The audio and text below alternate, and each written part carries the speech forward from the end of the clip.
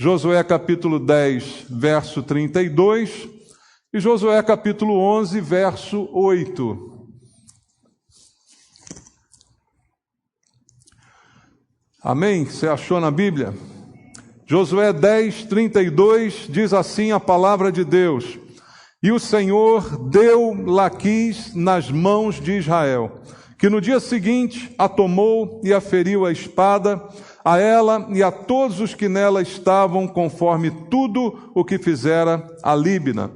E Josué capítulo 11, verso 8 diz: O Senhor os entregou nas mãos de Israel, e os feriram e os perseguiram até a grande Sidom e até Misrefote-Maim e até o vale de Mispa ao oriente, feriram-nos sem deixar nem sequer um. Amém. Pai, obrigado pela Tua palavra, pela oportunidade de estarmos nós aqui mais uma vez no dia, ouvindo a Tua voz, recebendo a Tua palavra, que é vida, que é verdadeira, que traz direção para a nossa vida, e é isso que nós precisamos, ouvir a Tua voz. Não as doutrinas de homens, não as filosofias do mundo, mas a palavra de Deus, aquela que vem do Senhor, que traz alimento espiritual. É disso que nós precisamos e te pedimos. Fala conosco, Pai, e eu entrego a minha vida ao Senhor, peço Tua graça, Tua misericórdia sobre mim e a unção do Espírito Santo, para que eu seja capaz de ministrar a palavra como o Senhor deseja, Pai. E eu te peço tudo isso junto com meus irmãos, em nome de Jesus. Amém. Graças a Deus. Podem sentar. Amados, nós lemos 2 versículos que dizem praticamente a mesma coisa, que o Senhor entregou inimigos nas mãos do povo de Israel. Os 2 versículos estão no livro de Josué, que é um livro que conta muitas histórias das batalhas de Josué e Israel para a conquista da terra prometida. Nós conhecemos pela Bíblia que Deus prometeu a região para o povo de Israel, só que ela precisava ser conquistada. Não chegaram lá e encontraram uma terra vazia, mas sim uma terra ocupada, com inimigos poderosos, com pessoas fortes, bem armadas. É isso que estava diante de Israel. Então, há uma época de muitas lutas, de muitas batalhas sangrentas, são narradas aqui na Bíblia.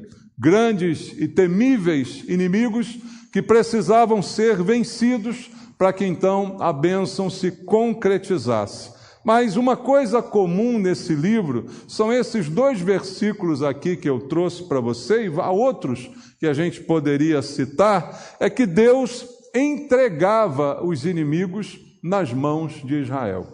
Havia luta, havia batalha, sim, havia derramamento de sangue, mas havia um milagre. Deus os entregava nas mãos de Israel, que não era melhor, não era maior, não era mais preparado o povo, não era bem armado, mas tinha a ajuda de Deus para vencer. E esse fato é que eu queria que você entendesse essa noite. Isso tem muitas coisas a nos ensinar em relação a Deus com o seu povo. Hoje eu creio, nós somos povo de Deus. Israel continua tendo promessas de Deus também, mas a igreja é o povo de Deus. Então eu creio que esse relacionamento, Deus com Israel, também se aplica no nosso caso. O mesmo amor, o mesmo cuidado de Deus com Israel, certamente Ele tem conosco. Povo de Deus hoje em dia. E hoje nós, povos de Deus, somos herdeiros das suas promessas. Promessas de cuidado, promessas de amor, promessas de atenção a respeito da nossa vida, porque Deus ama o seu povo.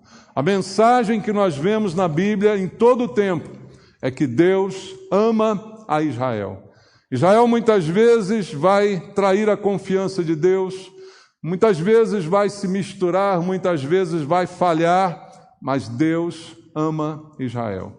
E eu vejo isto como uma relação muito grande conosco, Igreja do Senhor. Nós amamos a Deus, mas muito mais Deus nos ama. E porque nos ama, cuida de nós. Nós também algumas vezes falhamos, algumas vezes erramos, mas Deus permanece fiel.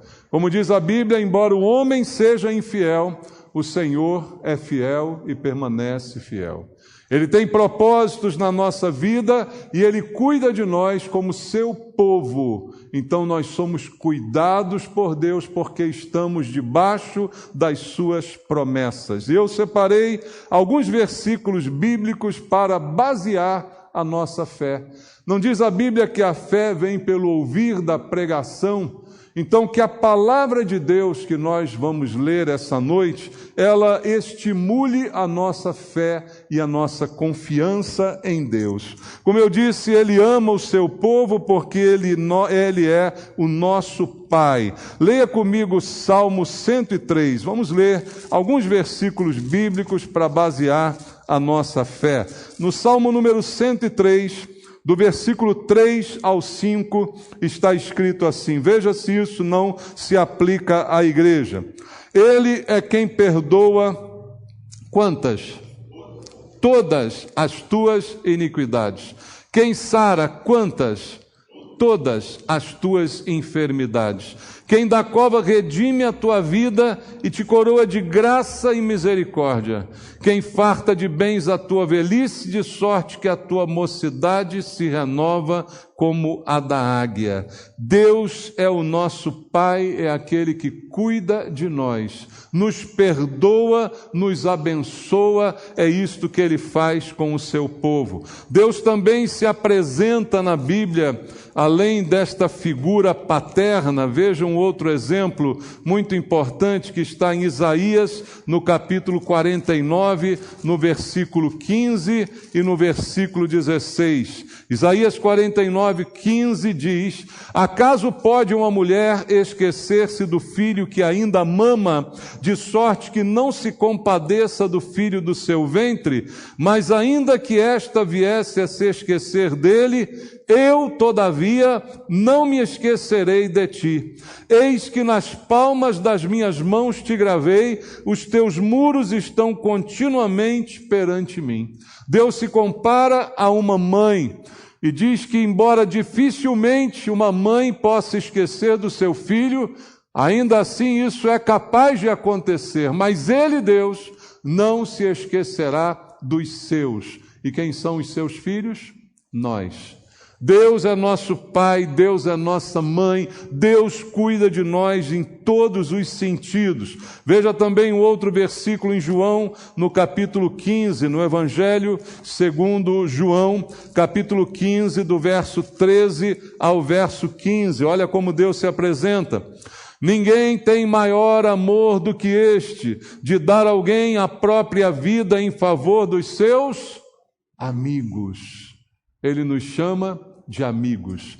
É pai, é mãe, é amigo, é próximo, está conosco. Vós sois meus amigos, mas há um porém: se fazeis o que eu vos mando, já não vos chamo servos, porque o servo não sabe o que faz o seu senhor, mas tenho-vos chamado amigos, porque tudo quanto ouvi de meu Pai vos tenho dado a conhecer. Deus nos revela a sua palavra, Deus nos revela a sua vontade, nos dá a direção, é nosso Pai, é nossa mãe, é nosso amigo mais íntimo, é aquele que está sempre conosco, é aquele que dá direção à nossa vida. Bom, misericordioso, paciente, perdoador, e tantas vezes Ele tem nos carregado no colo, tem sustentado a nossa vida em todos os momentos. Porque, digo mais uma vez, Deus cuida do seu povo. É bom ser povo de Deus, é bom ser filho de Deus. Deus cuida dos seus, não nos abandona. E aquilo que Deus fez com Israel e continua fazendo até o dia de hoje, Ele faz também conosco. Ele coloca nas mãos, na nossa vida, Ele nos abençoa. E se eu colocar nas mãos de Deus, eu terei a minha vida abençoada, eu terei a minha provisão, eu terei tudo aquilo que eu necessito. A Bíblia diz que o cuidado de Deus inclui também o cuidado com a nossa vida em todos os sentidos. Você conhece o Salmo 23? Então leia comigo aqui o Salmo 23, no seu primeiro versículo, talvez o mais conhecido, não é? Do Salmo número 23. O que diz aqui? O Senhor é o meu pastor. E o que mais? Nada me faltará. De nada terei falta, porque há alguém me pastoreando, há alguém cuidando de mim. Você crê que isso é verdade? Ou isso era verdade só na vida de Davi? Isso é verdade na vida dos seus filhos, que têm em Deus a provisão necessária, a bênção necessária. Veja o Salmo 34, no versículo número 10 do Salmo 34. Está escrito também por Davi: os leãozinhos sofrem necessidade e passam fome, porém aos que buscam o Senhor, bem nenhum lhes faltará. Deus nos dá provisão, Deus cuida de nós, Deus supre as nossas necessidades. A Bíblia fala a respeito disso. Veja agora também no Salmo 37, um pouquinho depois, no versículo número 25. Fui moço e já agora sou velho, porém jamais vi o justo desamparado, nem a sua descendência a mendigar o pão.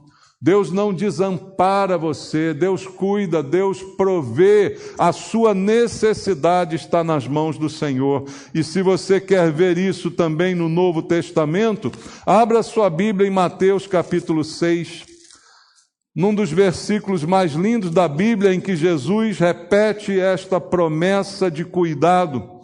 Mateus capítulo 6, a partir do verso 25, ele diz assim: por isso vos digo. Olha o que diz Jesus para mim e para você. Isso é para nós, irmãos. Isso é palavra de Deus para você botar em prática. Ele diz assim: não andeis ansiosos pela vossa vida, quanto ao que haveis de comer ou beber, nem pelo vosso corpo, quanto ao que haveis de vestir. Não é a vida mais que o alimento, e o corpo mais do que as vestes?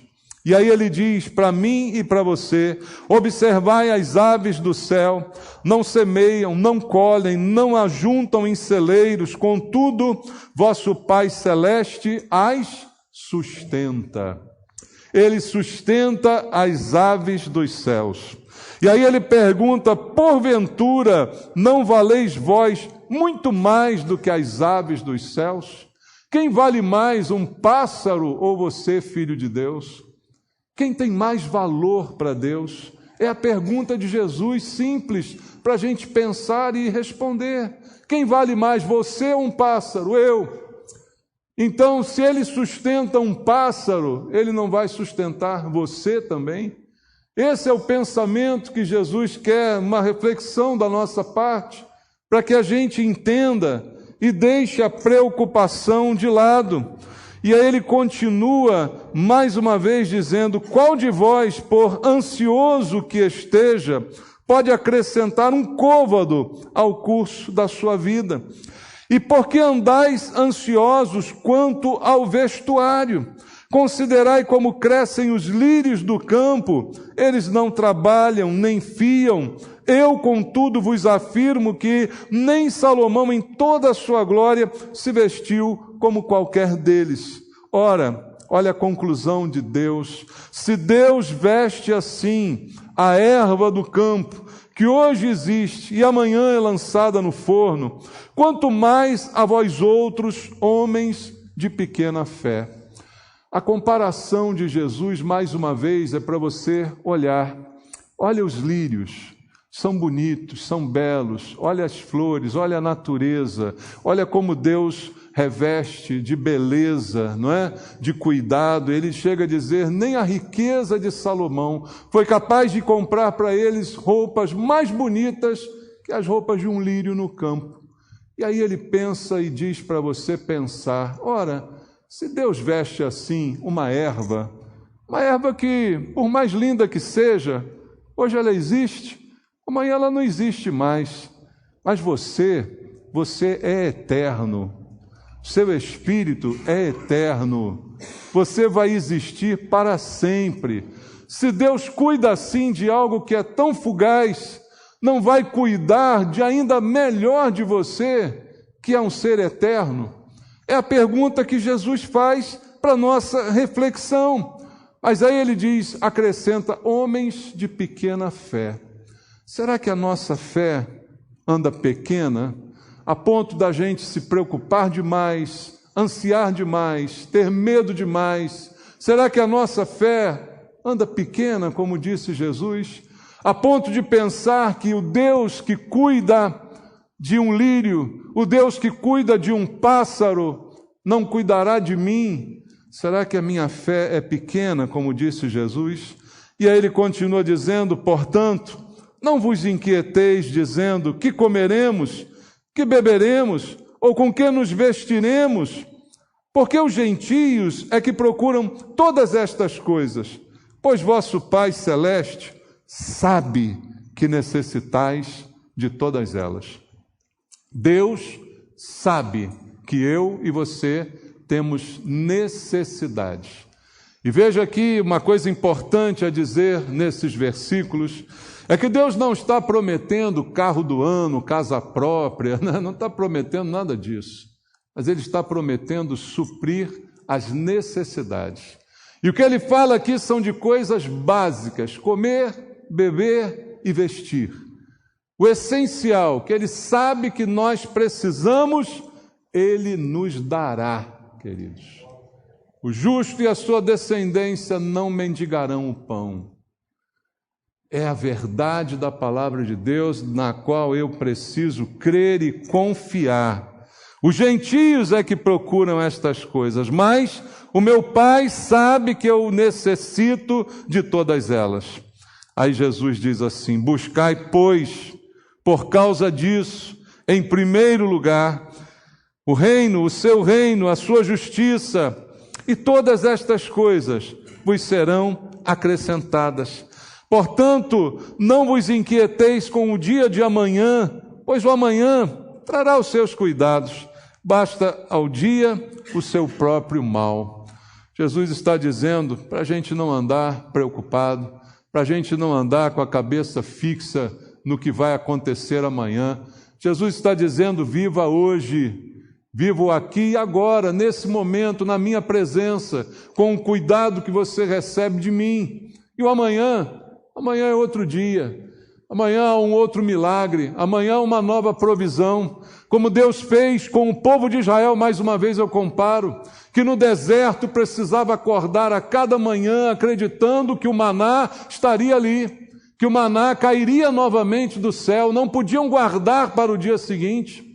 Teriam que acreditar que a cada manhã, ao abrir a porta da tenda, encontrariam no chão o maná que caiu do céu. A provisão para cada dia. Como Jesus ensinou na oração, o pão nosso de cada dia. Não é o da semana, nem é o do mês, nem o do ano, mas é o de cada dia. Será dado, será entregue, e eu preciso simplesmente crer e confiar no Deus que cuida de mim, que me ama, que me tem como povo, que me tem como filho, como amigo, como aquele que está atento às minhas necessidades, que sabe de tudo aquilo que eu preciso. E como disse o apóstolo Paulo em Filipenses, no capítulo 4, no versículo número 19, eu tenho certeza que você também conhece esse texto, Filipenses 4:19, ele diz assim: e o meu Deus, segundo a sua riqueza em glória, há de suprir em Cristo Jesus cada uma de vossas necessidades. Necessidades estão nas mãos do Senhor. Deus cuida de nós no dia a dia, no pão de cada dia. A cada manhã se renovam as suas misericórdias sobre nós. Isso é a causa de nós não sermos consumidos. Então temos a provisão, temos o cuidado daquele que cuida do seu povo, daquele que entrega os inimigos em nossas mãos. Veja, a Bíblia diz que Deus dá vitória ao seu povo. Deus dá vitória ao seu povo. Como nós lemos nos versículos iniciais, foi Deus quem entregou aqueles povos a Israel. Foi Deus que entregou aqueles inimigos nas mãos de Israel.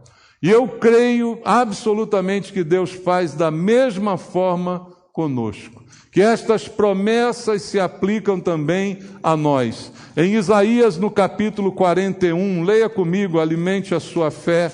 Isaías 41, versículo 11, diz assim: eis que envergonhados e confundidos serão todos os que estão indignados contra ti, serão reduzidos a nada, e os que contendem contigo perecerão. Aos que pelejam contra ti, buscá-lo-ás, porém não os acharás, serão reduzidos a nada e a coisa de nenhum valor os que fazem guerra contra ti. Você pode trazer essa promessa para a sua vida? Você pode crer nisso e confiar que aqueles que demandam contra ti não prosperarão, que aqueles que tentam contra você não terão sucesso, porque Deus se coloca no nosso lugar. Quando lutamos contra alguém que pertence a Deus, é como se estivéssemos lutando com Deus. Veja, quando Deus apareceu ao apóstolo Paulo, Paulo matava cristãos, Paulo perseguia cristãos, mas quando Jesus aparece a ele, ele diz assim: Saulo, Saulo, por que me persegues? Ao perseguir um cristão, ele perseguia a Jesus, porque Deus se identifica com os seus, Deus toma o nosso lugar. Leia a Bíblia em Êxodo, no capítulo 23, no versículo número 22. Êxodo capítulo 23, versículo número 22, Êxodo 23, verso número 22, está escrito: mas se diligentemente lhe ouvires a voz e fizeres tudo o que eu disser, então serei inimigo dos teus inimigos e adversário dos teus adversários. A promessa de Deus, como disse Jesus: se você fizer o que eu mando, eu sou seu amigo. Se você obedecer a minha palavra, eu cuidarei dos seus inimigos, como está escrito no texto que acabamos de ler. Serei inimigo dos teus inimigos, adversário dos teus adversários. Essa é uma promessa na qual eu e você podemos confiar, porque Deus está também sempre conosco. Leia a Bíblia em Jeremias capítulo 1, no livro do profeta Jeremias, no capítulo número 1, no versículo número 19, Jeremias 1,19 diz assim: pelejarão contra ti, mas não prevalecerão. Por quê? Porque eu sou contigo, diz o Senhor, para te livrar. Você já teve livramento da parte de Deus? Você já esteve numa situação muito ruim e Deus foi lá e te livrou? Deus foi lá e te protegeu? Então é essa experiência que nós podemos ter com Deus. Agora, uma realidade é certa: pelejarão contra nós, lutarão, nos atacarão, com certeza. Mas a diferença é que eu sou contigo. Eu sou contigo, diz o Senhor, e é nisso que eu devo confiar. Ainda diz a Bíblia em Deuteronômio, no capítulo 3, no versículo número 22, leia comigo, Deuteronômio capítulo 3, verso número 22. Não os temais, porque o Senhor vosso Deus é o que peleja por vós. Esta foi a experiência que Israel viveu todo o tempo. Ia para a batalha, ia para a luta, mas quem vencia era o Senhor. Ia enfrentar o inimigo, mas quem destruía era Deus. Então, esta é a realidade que nós cremos e devemos viver nesta certeza. Não temer, porque é Deus quem luta por nós. E eu queria dizer para você, diante de tudo que você ouviu, eu apenas li a Bíblia contigo. Eu apenas citei versículos, apenas mostrei a palavra de Deus, as promessas que ela tem para mim e para você, as aplicando na nossa vida e na nossa condição. E o mundo está aí para ser vivido e enfrentado. Como dizem alguns, amanhã, segunda-feira, é dia de luta, é dia de batalha, é dia de enfrentar adversidades, é dia de enfrentar inimigos. E quantos inimigos nós temos? Talvez você diga, eu não faço inimizade com ninguém. O mundo é nosso inimigo, irmãos. Quer você queira, quer não, o mundo é inimigo do cristão. A Bíblia afirma isso com certeza. Há um outro inimigo com o qual a gente luta todo dia. Aí você vai dizer, Satanás. É verdade. Ele é o inimigo, sim. E a Bíblia diz que ele veio roubar, matar e destruir. E certamente atentará contra a nossa vida diariamente, constantemente. É um inimigo também a ser vencido e Deus vai me ajudar com ele. Mas há um inimigo que às vezes a gente não leva em consideração. Eu mesmo, você mesmo, é um inimigo que você tem que vencer. O nosso eu, a nossa vontade, a nossa ideia, os nossos pensamentos, somos também inimigos a serem vencidos. Mas o que a Bíblia diz é que Deus me ajuda, mesmo contra mim mesmo, mesmo contra esse inimigo interior que tenta sabotar a minha própria vida. Como Paulo muitas vezes falava, aquilo que quero acabo não fazendo e aquilo que não desejo acabo realizando. A gente tem um inimigo a ser vencido, mas contra ele eu também conto com a ajuda de Deus, do meu Pai, daquele que cuida de mim. E eu acredito na palavra e deixo para você 2 últimos versículos, em 1 de João, capítulo 4, no verso número 4. Contra todos estes inimigos que você possa imaginar, a vitória é certa. 1 de João, capítulo 4, verso 4, o apóstolo João diz assim, filhinhos, vós sois de Deus e tendes vencido os falsos profetas, porque maior é aquele que está em vós do que aquele que está onde? No mundo. Há alguém em você, quem é? O Espírito Santo. Você é templo do Espírito Santo. É maior aquele que está em você do que aquele que está contra você, do que aquele que está no mundo, e o mundo é nosso inimigo. Maior é o que está em vós do que aquele que está no mundo. E finalmente, no capítulo 5 de 1 de João, no versículo 4, João diz assim, porque todo o que é nascido de Deus vence o mundo, e esta é a vitória que vence o mundo, a nossa fé.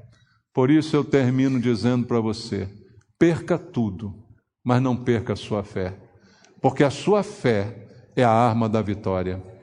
A sua confiança em Deus é a arma da sua vitória.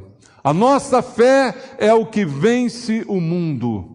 Então permaneça fiel, permaneça crendo, independente das circunstâncias, dos acontecimentos. Há um Deus no céu que cuida de você, que é teu pai, é tua mãe, é teu amigo, é presente em todas as circunstâncias e entrega nas tuas mãos os inimigos, porque os teus inimigos são inimigos dele também. Mas a fé você não pode perder, porque é ela que, diz a Bíblia, vence o mundo. É um dom de Deus que precisa ser cultivado por cada um de nós que dele recebemos esse dom. Amém? Que Deus te abençoe com a palavra. Vamos orar? Pai amado, eu creio na tua palavra, eu creio nas tuas promessas. E eu te peço, ó Deus, que cada um dos meus irmãos que está aqui essa noite, aqueles que estão ouvindo pela internet, os que ouvirão a tua palavra, creiam no Senhor e confiem no Senhor de todo o coração. Depositem toda a fé naquele que é o autor e consumador dela, e que nós possamos fazer frutificar esta fé, crescendo cada vez mais na confiança, entregando cada vez mais nossa vida em Tuas mãos, sabendo que o Senhor suprirá as nossas necessidades, sabendo que o Senhor cuida de nós melhor do que nós mesmos, está atento às nossas necessidades. Pai, fala com Teu povo essa noite, acende a chama no coração dos meus irmãos, a chama da fé, da certeza, da confiança, de que não há inimigo que possa contra aquele que está com Deus, que maior é o que está em nós do que aquele que está no mundo. Que meu irmão e minha irmã creiam nisso de todo o coração, meu Pai, e que descansem em Deus, que esperem no Senhor, porque jamais se cansa aquele que espera em Ti, e que nesta certeza tenham paz, enquanto não vem a solução, enquanto o milagre não acontece, enquanto a resposta não chega, mas que a paz que excede todo entendimento guarde cada coração. É o que eu Te peço, Pai, em nome de Jesus. Amém.